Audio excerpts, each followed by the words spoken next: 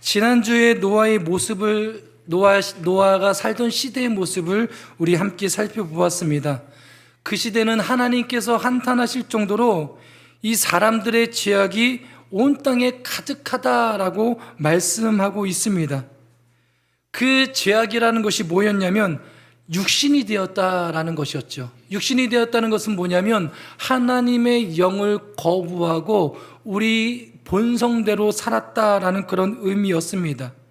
그리고 그 결과 힘을 가지고 영향력 있는 사람들이 되고자 했고, 그래서 그들이 자신들의 본능을 따라 하나님의 형상을 가진 우리 모든 사람들을 인격적으로 대하지 않고 자기 본능의 어떤 것을 해결하기 위해서, 본성을 해결하기 위한 목적으로 사람들을 대하고 기계처럼 도구처럼 그것을 그 인격체들을 그렇게 다루는 시대였다라고 얘기했습니다.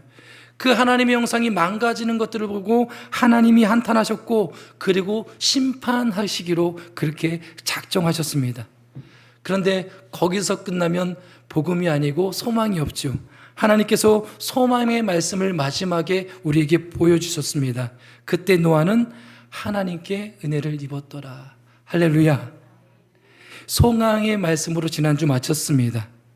어쩌면 지금 우리가 사는 시대도 별반 다르지 않은 것들을 지난주에 우리가 살펴봤지요. 그 시대에 하나님은 누구를 선택하셨어요? 노아를 선택해서 은혜를 베푸셨듯이 지금 이 시대에 누구를 선택하셨어요? 저와 여러분을 선택했어요. 나 해보세요. 나. 하나님께서 나에게, 따라해볼까요? 하나님께서 나에게 은혜를 베푸셨다. 어떤 시대에? 이런 시대에, 악한 시대에. 그래서 여러분 누구와 같은 사람이에요? 노아와 같이 은혜를 입은 사람입니다. 믿으십니까? 그 전제를 가지고 그럼 은혜를 입은, 하나님의 선택을 받고 우리의 노력이 아닌 하나님의 은혜로, 하나님의 선택하심으로 은혜를 받은 우리는 어떤 모습으로 살아갈 수밖에 없는가? 하나님을 입은 자들, 하나님의 은혜를 입은 사람들은 어떻게 살아가는가? 우리 몇 가지 오늘 본문을 통해서 함께 살펴보려고 합니다. 첫 번째는요, 노아는 의인이고 완전한 자라고 말씀하고 있습니다. 어떻게 살아갔다는 소리예요?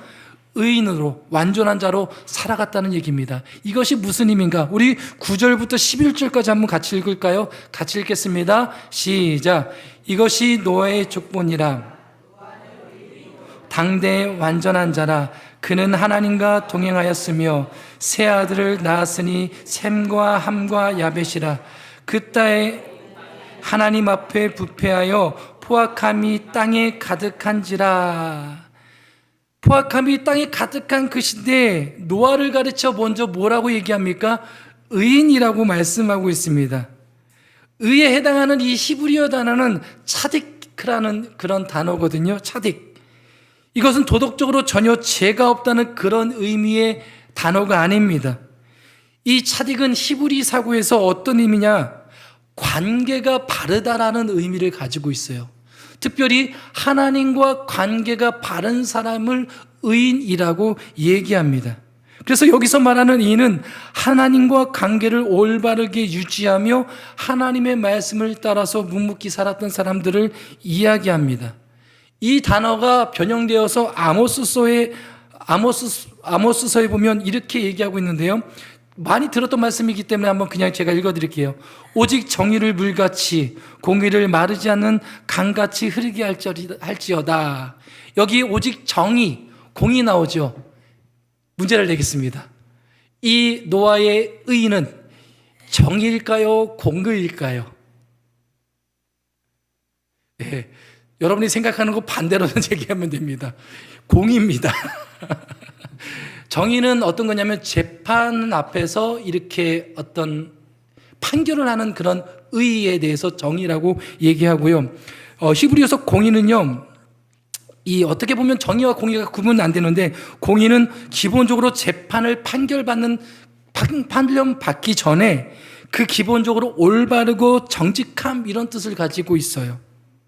그래서 이 관계에서 올바름, 그것을 공의라고 얘기하고요. 그래서 이때 이 공의가 지금 오늘 노아를 말하는 의에 해당되는 이 단어입니다. 그리고 이 의라는 단어가 또 어디 쓰였냐면 우리에게 유명한 창세기 15장 아브라함에게 쓰였습니다. 제가 한번 읽어드릴게요. 아브라함이 여호와를 믿으니 여호와께서 이를 그 의로 여겼더라 할 때 의가 바로입니다. 아브라함이 누구를 믿으니? 여호와를 믿으니 여호와께서 이를 그 의로 여겼더라. 의가 뭐예요? 하나님과 관계가 올바른 것입니다. 그러니까 노아를 오늘 본문 6장 9절에서 의인이라 말하는 이 노아의 상태는 뭐냐면 하나님과 관계가 올바르다라고 얘기를 하고 있습니다. 그래서 하나님과 관계가 바른 사람. 그래서 노아는 하나님과 이 관계에 있어서 올바른 사람이라고 얘기하고 있습니다. 그 관계가 정립되고 세워진 사람. 성경은 그래서 지금 이렇게 말하고 있는 것입니다. 저와 여러분은 어떤 사람이라고요? 의인이죠. 왜요? 우리가 도덕적으로 율법적으로 정확해서요? 아니라는 거죠. 우리는 하나님과 있어서 관계가 올바른 사람이기 때문에. 누구의 공로로요? 그렇죠. 예수 그리스도 때문에 우리는 하나님과 관계가 회복된 줄 여러분 믿으시기 바랍니다. 그래서 이 관계를 계속 여러분이 유지하고 하나님과 관계에 있어서 우리가 올바르게, 하나님은 어떤 분이세요? 주기도문에서 배웠죠. 하나님은 하늘에 계신 분이고 우리는 피조물이고 하나님의 나라가 이 땅 가운데 임하기를 소원하는, 하나님이 선하시고 하나님께서 하시는 모든 일이 정확하다는 것들을 믿고 인정하면서 나가는 그 믿음과 은혜가 우리 가운데 있어서 우리는 그 의인으로 불림받는 사람이라는 것을 여러분 기억하셨으면 좋겠습니다. 두 번째로 그 다음에 노아를 표현하는 단어가 뭐예요? 완전한 자입니다. 히브리어로 타밈이라는 단어가 쓰였는데요. 히브리어는 외울 필요 없습니다. 이렇게 설교 요약하시는 분들도 그거 안 적으셔도 돼요. 타밈인데요. 이것은 흠없고, 사전적인 의미는 흠없는, 온전한, 순전한, 나눠지지 않는 이런 의미를 가지고 있습니다. 이런 단어가 중요하게 우리가 번역해야 되는 것은 뭐냐면 이 단어가 성경 곳곳에 어디에 이렇게 쓰여 있는지를 보면 우리는 이 단어가 어떻게 쓰여 있는지를 더 깊이 알 수 있습니다. 근데 이 단어가 어디에 주로 사용됐냐라고 보시면 야곱, 다윗, 히스기야, 욥, 이 사람들을 설명할 때 똑같은 단어를 설명했어요. 야곱은 뭐라고 설명하냐면, 야곱만 조금 해석이 이상한데요, 조용한 자라고 번역했어요. 근데 타밈입니다. 완전한 자. 이 타밈이라고 묘사를 하고 있는 인물들인데요, 여러분 한번 이 인물들의 어떤 일대기만 봐도 야곱 어떤 사람이었습니까? 실수도 많고 악착같이 패스 뺏고 속이고 하는 그런 일들을 많이 했어요. 다윗, 우리가 지금 큐티하면서 살펴보는 다윗 어떻습니까? 도덕적으로 완전합니까? 아니죠. 계속 넘어지고 실수하고 처절한, 아들이 반역하는, 아들이 아버지를 죽이려고 하는, 예를 들어서 은결이하고 은율이가 저를 죽이려고 하면 어떨까요? 기분이 끔찍할 것 같아요. 그렇죠? 그런 가정 환경과 그런 곳에 있었던 것이 다윗이었습니다. 히스기야도 그렇고요, 욥도 마지막에 자기 의를 드러내지 않습니까? 그래서 이 인물들을 볼 때 객관적인 기준으로 보자면 완전하거나 순전한 사람이, 흠없는 사람들이 아무도 없어요. 탐임이라는 어떤 그런 것에 걸맞는 그런 인물들이 없었습니다. 노아 역시 마찬가지입니다. 이후에 어떤 일이 벌어져요? 술을 완창 먹고 누워 뻗어 잡니다. 완전하지 않지요.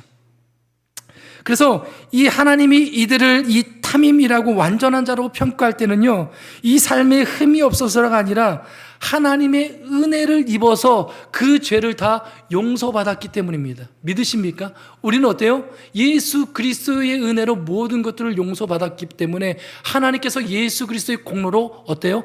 완전한 자라 우리를 그렇게 불러주신다는 것입니다. 노아가 하나님의 은혜를 입었다는 말, 이것도 이런 차원에서 우리가 이해할 때 그는 의인이고 완전한 자로 평가받는 것은 누구 때문이에요? 하나님의 은혜 때문이라는 것입니다. 여러분 믿으십니까? 그래서 객관적인 그의 삶의 실체가 완전했기 때문이 아니라 우리가 하나님 앞에 예배하고 하나님을 의지하고 나는 죄인입니다 라고 고백하고 주님 앞에 나갈 때 우리를 완전한 자라, 누구 때문에요? 예수 그리스도가 하신 일 때문에 우리가 그렇게 하나님께 부름받는다라는 것들을 여러분 기억하셨으면 좋겠습니다. 그리고 이 의와 의인이요 당대의 완전한 자라, 이 표현이 함께 녹여 있는 것이 뭐냐면 하나님과 동행하였다라는 말입니다. 뭐 더하는 표현이 아니라 이 의인, 당대의 완전한 자, 이 모든 것들이 함축한 표현이 하나님과 동행한 겁니다. 그래서 하나님과 관계가 올바로 서고 하나님의 은혜를 입어 흠이 없고 죄가 있고 연약하지만 그것을 다 용서받은 하나님의 은혜 안에 있는 삶은 마음이 나눠지지 않습니다. 온전히 하나님과 함께 동행하며 하나님과 살아가는 그 삶의 모습이 그 안에 녹여져 있다는 것입니다. 여러분 믿으십니까? 왜 그렇습니까?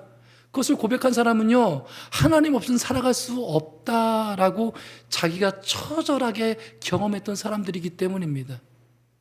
이 악한 세상에서 이 사람들과 다르게 살아갈 수 없고요, 이 사람들과 똑같이 살아가면서 죄를 계속 짓는 내 자신이 너무너무나 한심하고요, 내가 이 땅 가운데서 그렇게 살아갈 수 없음을 고백하기 때문에 하나님과 우리는 동행하면서 살아갈 수밖에 없다라는 것입니다.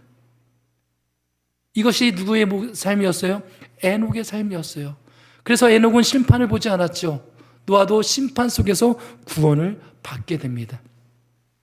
사랑하는 성도 여러분, 우리도 늘 의인과 완전한 자로 하나님과 동행하며 살아가는 그런 삶을 살아가기를 주의 이름으로 축복합니다.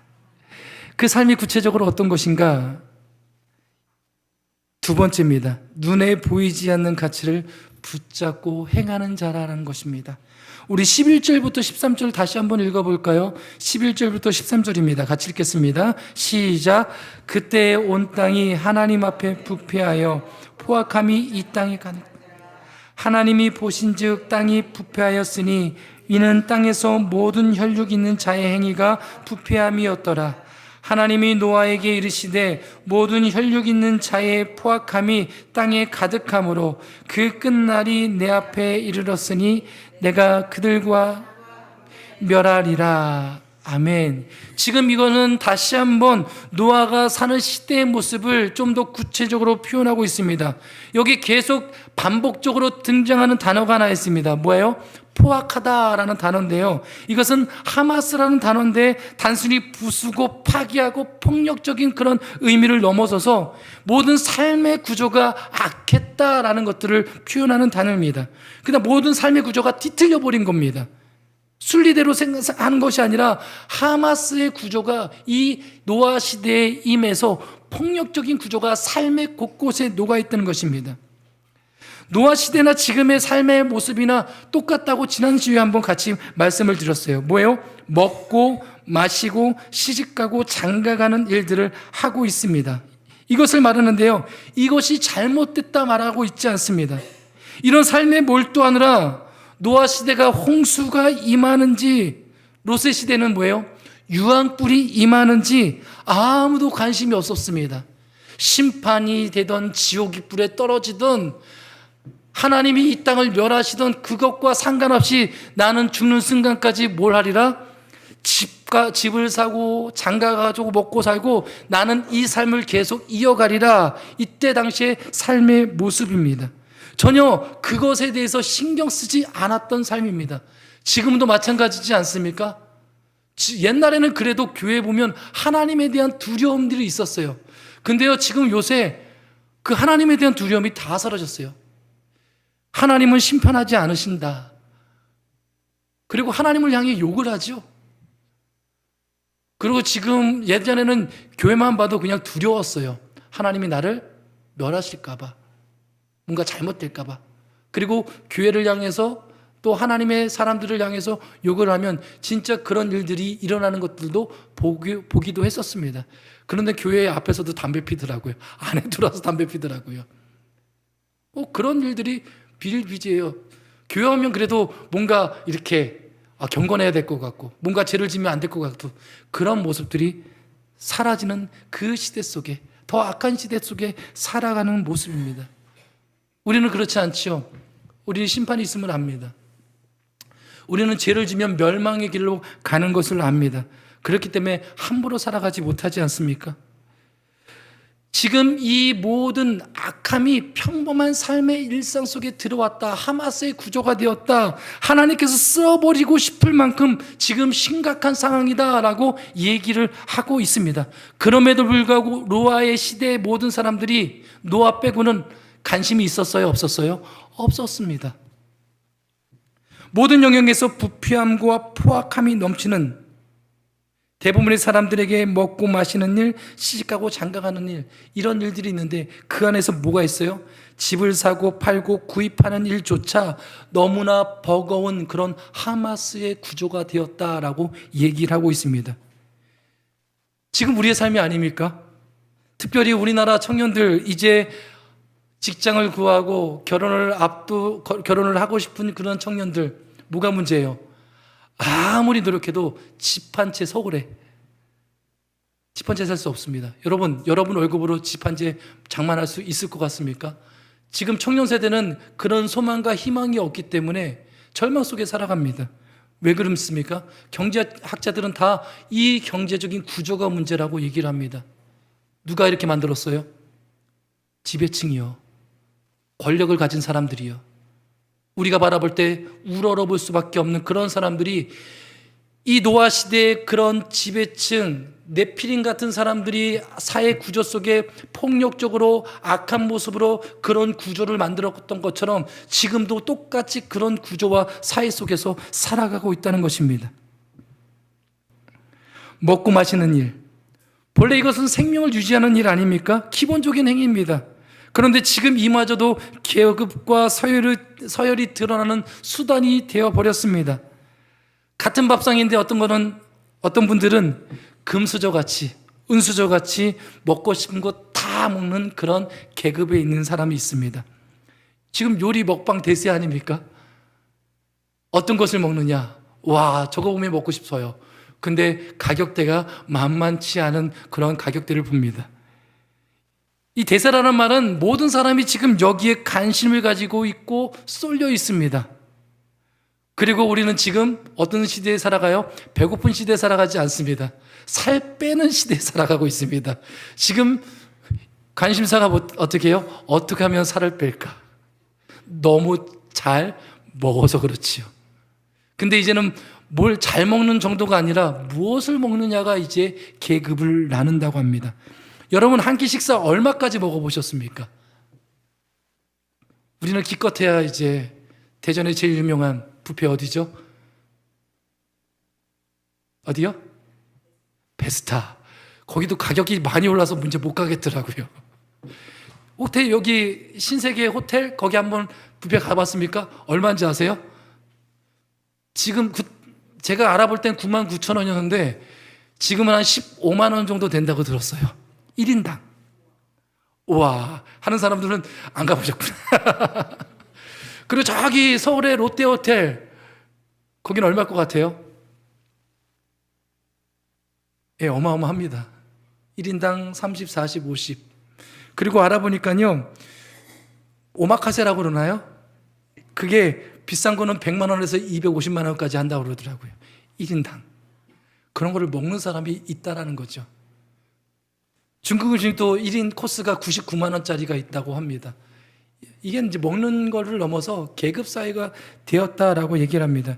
근데 저기 어디서는요, 그 한 끼가 없어서 굶어가는 사람들이 엄청나게 많이 있는 것들을 보면서 이 격차가 너무너무 심한 세대에 살고 있습니다. 이처럼 먹고 마시는 일에 있어서 불평등과 서열이 나타나기 시작하고요. 그리고 시집가고 장가가는 일도 별반 다르지 않은 것을 보게 됩니다. 지금은 자연스럽게 결혼하는 문화가 아니라 이제는 결혼 정보 업체에다가 우리의 삶을 맡기죠. 결혼 업체가 사람들을 등급으로 나눈다고 합니다. 1등급부터 15등급까지 나눈다고 합니다. 제가 만약에 결혼 업체에 그럴 일은 없겠지만 등록한다면 몇 등급 될 것 같아요?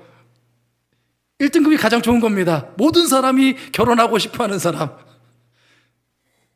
뻔하죠? 여러분 웃는 거 보니까 뻔합니다. 저는 15등급입니다. 이 연봉이요. 일본 기본 직장을 가지면 이게 올라가기가 쉽지 않다고 얘기하더라고요. 결혼하기도 쉽지 않은 그런 등급 사이에서 살아갑니다. 하버드 대학교에 마이클 샌더라는 교수님이 있습니다. 정의란 무엇인가를 써서 굉장히 유명해졌죠. 여러분 다 아시죠? 정의란 무엇인가 엄청난 두꺼운 책. 다 읽어본 분은 없지만 이 책이 뭔지는 다 아시는 분입니다. 저도 도서관에서 한번 빌려서 읽어보려고 했는데요. 어마어마한 책이라 실패했습니다. 나중에 다시 한번 도전해 봅니다. 근데 이분이요, 이 돈으로 살 수 없는 것들이라는 그 책을 다시 하나 썼는데요. 거기서 이런 말을 했다고 합니다. 우리는 시장 경제를 넘어 시장 사회가 되었다. 무슨 말인가 하면 시장에서는 뭘 사죠? 원래 돈으로 물건을 삽니다. 그렇지 않나요? 근데 이제는 그 돈으로 물건을 팔고 사던 시대가 지나서 사랑, 우정, 결혼, 자녀, 교육 이런 모든 것까지 뭐예요? 돈으로 값을 매기고 거래하는 시대가 되었다 이렇게 얘기합니다. 토기가 되시죠? 물건만 사고 파는 것이 아니라 무형가치도 이제 돈으로 사고 파는 그런 시대가 됐습니다. 그 시대가 지금 노아가 살았던 시대의 모습이고요. 하마스 구조가 있는 그 폭력적인 구조가 있는 그 구조고요. 지금도 마찬가지로 그 1등급에 있는 사람들이 우리가 네피임이라고 지난주에 배웠는데 그런 지배계층에 있는 사람들 우리는 그들을 부러워하고 그런 사람들처럼 되고 싶어 하면서 그 사람들이 악행을 저지르는 그런 구조 속에서 살아가고 있다라고 얘기하고 있습니다. 이런 시대에 노아는 어떤 자로요? 의인이고 완전한 자로 하나님과 동행하면서 살았다고 얘기를 합니다. 그 삶이 어떤 모습인가? 이런 악한 속에서 우리는 어떻게 살아갈까? 신약 성경에는 이 노아의 삶을 이렇게 얘기하고 있습니다. 베드로후서 2장 5절 말씀인데요. 이렇게 표현합니다.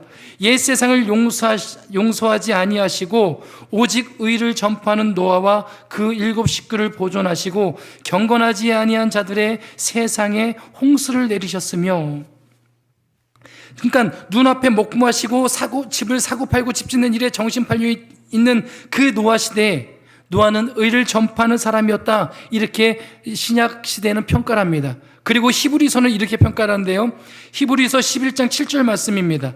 믿음으로 노아는 아직 보이지 않는 일에 경고하심을 받아 경외함으로 방주를 준비하여 그 집을 구원하였으니 이로 말미암아 세상을 정죄하고 믿음을 따르는 의의 상속자가 되었느니라. 이 말은 뭐예요? 아직 보이지 않는 일에 뭐예요? 소망을 둔 것입니다. 아직 보이지 않는 일에 가치를 붙잡고 하나님과 동행하며 살았다는 말이죠. 이것이 노아의 믿음의 핵심이라는 것입니다. 어디예요? 보이지 않는 일. 하나님, 하늘의 어떤 영적인 그 일들의 가치를 두고 그 가치를 붙잡고 그 믿음으로 살았다는 것입니다. 노아는 방주를 지었죠.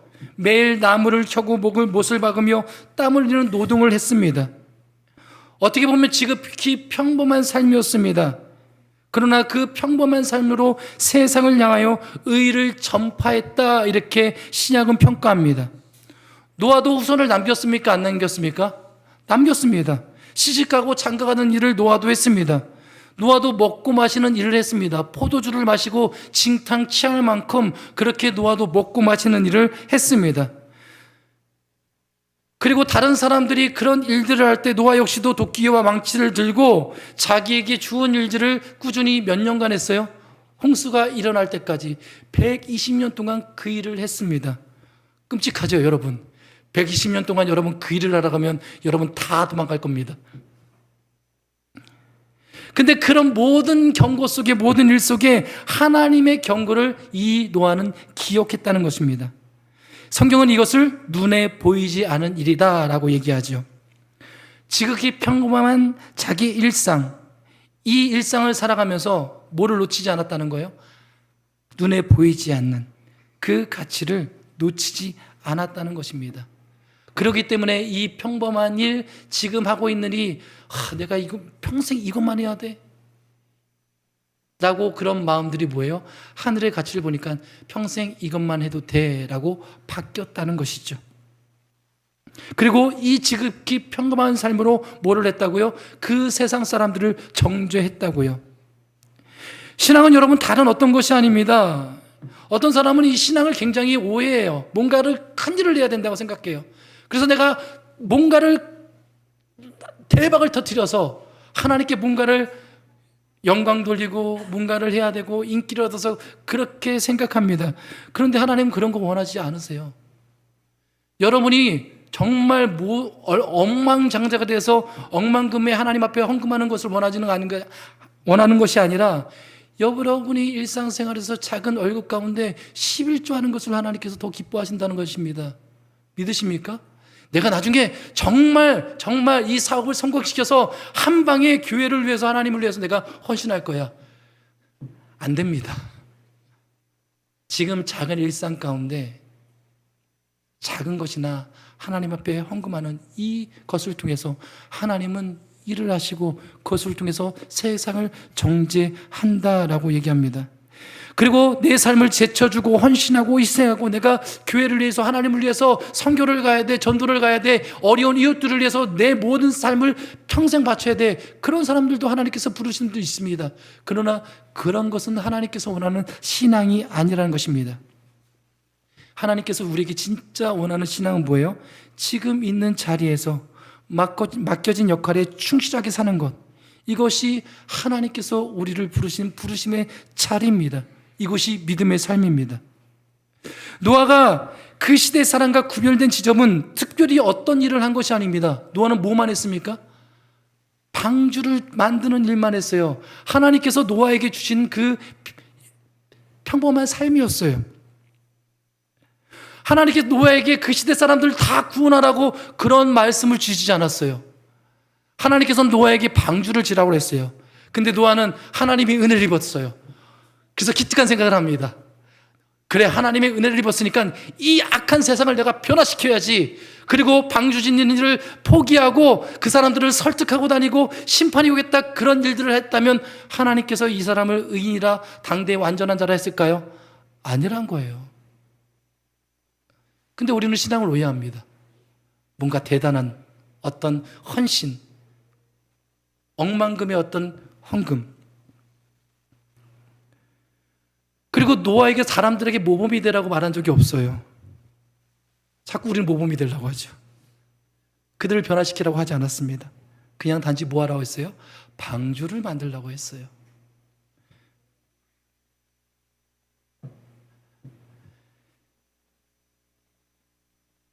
노아는요, 맑은 하늘 아래서 매일 나무를 베고 못을 박는 지극히 평범하고 반복적인 노동, 이것이 노아의 선교이자 메시지라고 얘기합니다.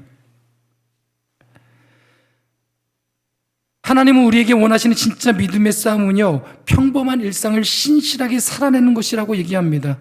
남들이 등금을 매기며 가시할 때 우리는 하나님이 주신 일상의 가치를 소중히 여기면서 정직하게 일하고 사랑하는 것, 그게 바로 이 시대의 방주를 만드는 것임을 여러분 기억하셨으면 좋겠습니다.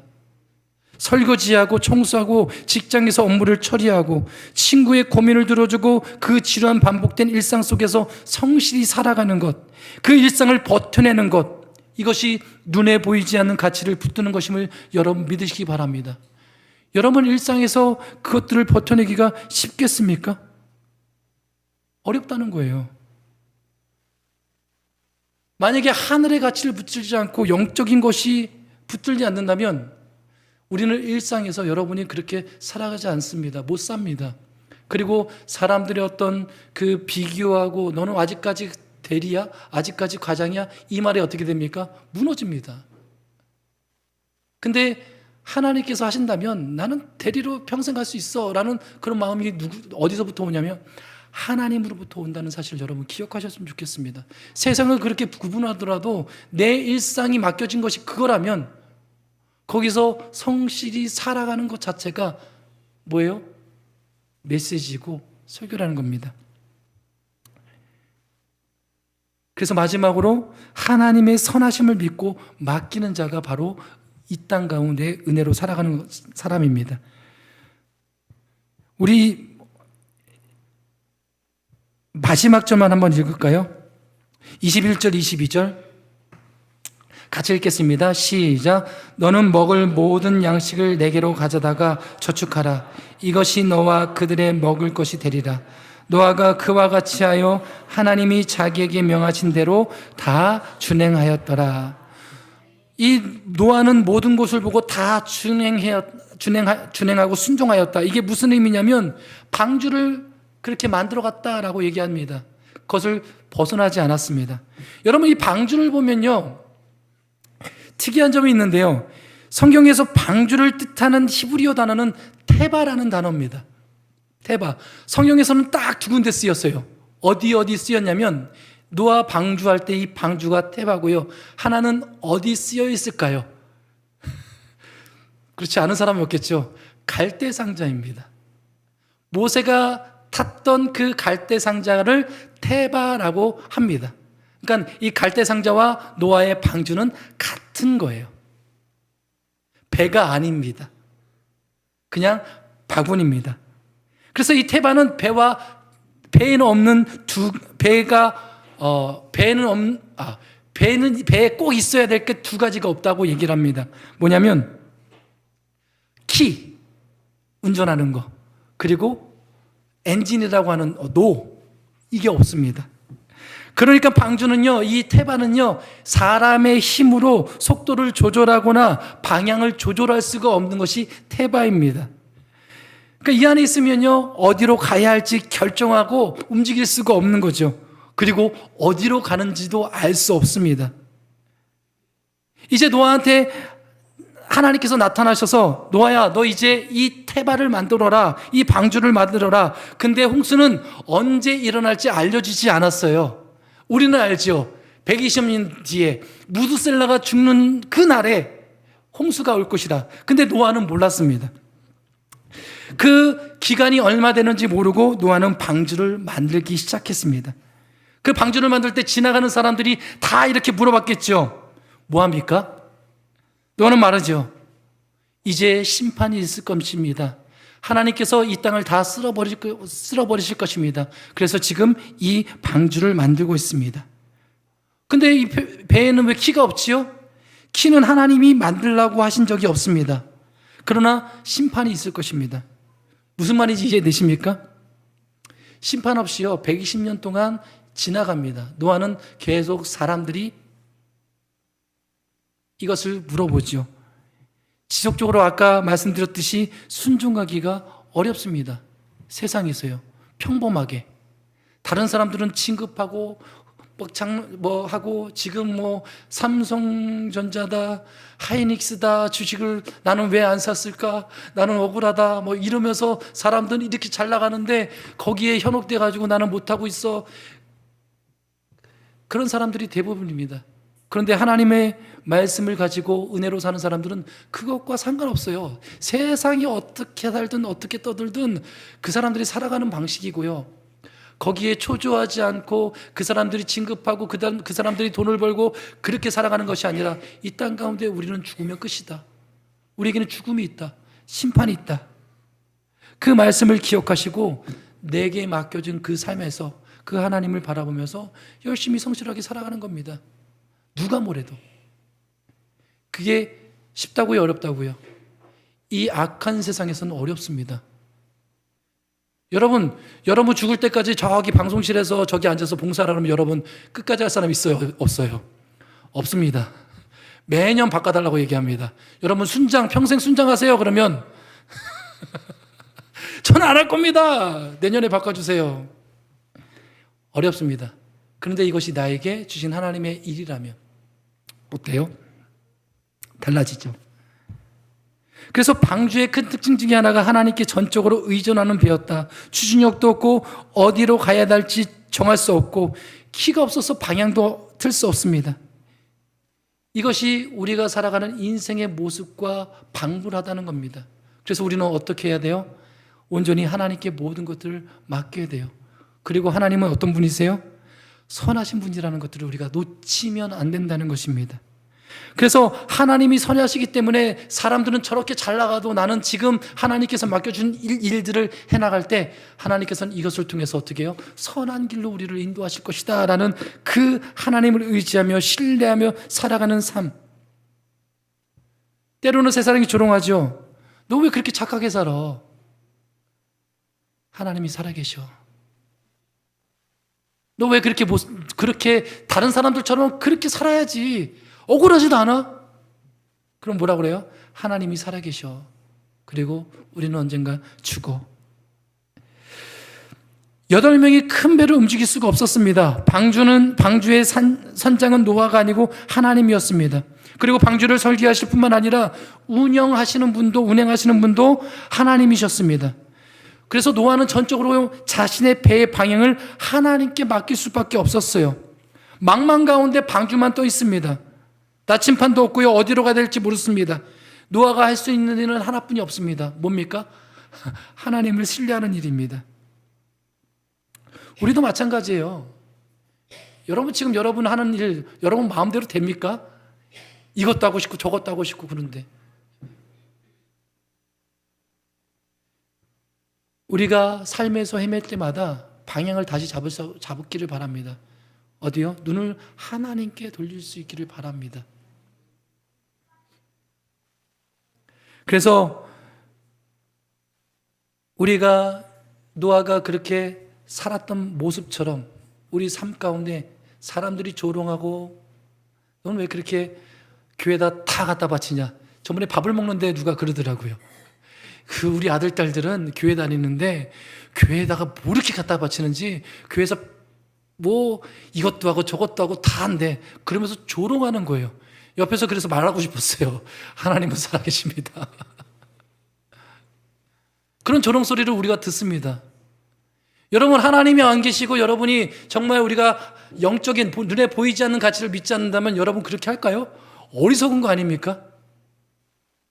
그럼 여러분 바보입니다. 세상에서 바보들 아닙니까? 그런 조롱 속에서 우리가 살 수 있는 것은 뭐예요? 영적인 그 가치, 보이지 않는 것에 가치를 두고 살기 때문임을 여러분 믿으시기 바랍니다. 제가 왜 여기 계속 이렇게 남아있어요? 터지고 깨지고 부러지고 제가 왜 여기에 왔을까요? 오라고 해서 하나님이 살아계시기 때문에 그렇죠. 하나님이 살아계시지 않다면 여기 그냥 포기했습니다. 그냥 저 살길 살아갔죠. 어려운 곳에 왜 와요? 그리고 얘기를 들어보니까요, 이제 중형교회 담임 목사를 뽑으면 지금 이제 200명 정도 되는 곳에 담임 목사를 뽑으면 어디서 뽑냐면 50명 되는 곳에서 한 2, 3년 정도 열심히 하면 데리고 간다고 그러더라고요. 가면 될까요? 안 될까요? 안 되죠. 그거는 하나님이 살아계신다는 것을 부인하는 거 아닙니까? 뭘 따라가는 거예요? 세상의 가치를 따라가는 것이지 눈에 보이지 않는 가치를 따라가는 거 아니지 않습니까? 어떻게 그 하나님께서 맡겨주는 하나님의 백성들을 버리고 자기 살겠다고 좀 더 높은데 이거는 누구의 가치예요? 세상 사람들이 내피림이 되고 싶어하는 그런 가치들 아닙니까? 만약에 제가 그런 것이 없다면 이런 마음을 가질 겁니다. 여기서 한 5년 정도 잘 무리 없이 문제 없이 버티다가 한바탕 뛰어야겠다. 그래서 한 2, 300명 되는 교회 청기 오면 거기 눈 딱 감고 가겠다. 이건 하나님 믿는 사람들의 마음가짐이 아닌 줄 저는 믿습니다. 바라는 여러분들도 같은 마음을 가졌으면 좋겠어요. 여러분의 일상 그리고 우리가 사는 신앙 이 일상 속에서 평범하지만 내가 끝까지 이걸 해야 돼. 난 여기서 못 버틸 것 같아. 그렇지만 눈에 보이지 않는 가치를 가지고 노아가 방주를 만들어 갔듯이 우리에게 하나님께서 원하시는 것들은 어떤 큰 일들이 아닙니다. 일상 속에서 하나님이 계신 것처럼 살아가시고 그 일들을 하나님께서 내게 주신 일들처럼 최선을 다해서 정말 그것을 할 때 그것이 메시지가 되고 선교가 되는 것을 여러분 믿으시고 그렇게 한 걸음 한 걸음 쌓아가는 저와 여러분이 다 되기를 주님의 이름으로 축복합니다.